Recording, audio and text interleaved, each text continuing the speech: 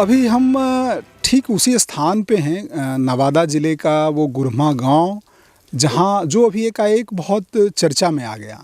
चर्चा इस बात को लेकर के कि ये गांव की आबादी वाले स्थान से बिल्कुल अलग हटकर, जहां पे आप पीछे बैकग्राउंड देख सकते हैं, ये एक मकान है जिस मकान में एक कॉल सेंटर चला करता था और इस कॉल सेंटर के ज़रिए देश के अलग अलग राज्यों के लोगों को भ्रमित करके उनसे वसूली होती थी, अवैध तरीके से उगाही की जाती थी और जो जॉब का प्रोफाइल रखा गया था वो भी बड़ा एक अजीब टाइप से था। और इस तरह का अब तक अपनी जानकारी में पहला मामला है, all India pregnant job baby birth service, और इसी सर्विस के नाम पे लोगों से रजिस्ट्रेशन कराया जाता। बाद में स्टेप बाय स्टेप उनसे अलग अलग चीज़ें कही जाती।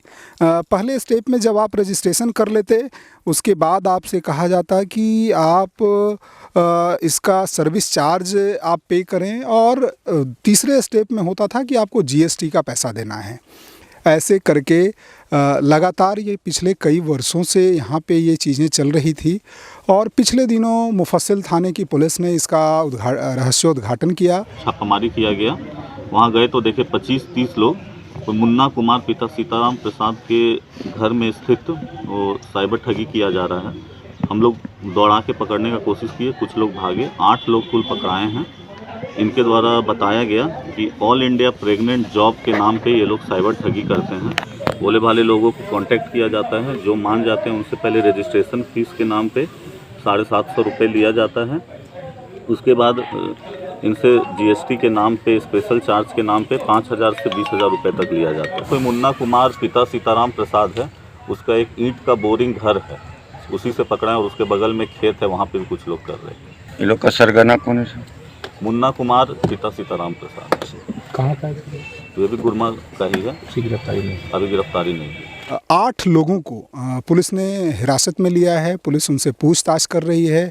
कहा जाता है कि मतलब इसका जो किंग पिन है वो मुन्ना है, और मुन्ना 12वीं पास हैं। गांव के ही एक कॉलेज से उन्होंने 12वीं तक की पढ़ाई की और मुंबई मज़दूरी करने गए थे। इसी क्रम में उन्हें ये आइडिया ध्यान में आया और उन्होंने ये काम शुरू किया। और आप देख सकते हैं ये जो कॉल सेंटर है, एक गांव में जो पटवन के लिए बोरिंग किया जाता, तो सामान्य तौर पर वहाँ पे एक कमरा बना होता है, उसी कमरे के ऊपर एक और उसको 2 मंजिला बना दिया गया और उसमें लड़के बैठते थे और वो करते थे। गांव के भी बहुत सारे लोगों को बहुत इस तरह की जानकारी नहीं है। अभी मुन्ना के पिता अपने साथ हैं और ये खेती करते हैं, शुद्ध रूप से किसान हैं और किसानी इनका मुख्य पेशा रहा है, वर्षों से किसानी करते रहे हैं। ये भी बहुत नहीं जानते। हम समझना चाहते हैं मुन्ना के पिताजी से कि क्या मामला था, आपको क्या जानकारी है जी? क्या हम तो यहाँ तो 1 साल से कोई नहीं रह रहा है। हम ही लोग आते हैं, पटवन करते हैं और फिर चले जाते हैं जी। तालाब के कारण मतलब आते हैं, खेतारी पेड़ पौधा देखभाल करने के लिए हम यहाँ आते हैं और फिर हम चले जाते हैं। जो इस तरह का मामला हुआ, पुलिस इस तरह का आरोप लगा रही है, उसको लेकर के आप क्या कहेंगे? पुलिस यहाँ तो मतलब आदमी नहीं था।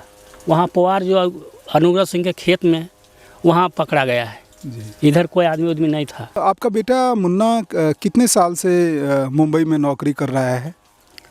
तो आइए करने के बाद मतलब पहले मैट्रिक में गया था एक बार जी, फिर आया, फिर कोई हिसाब से माँ उसको कहा मैट्रिक करो, आइए करो।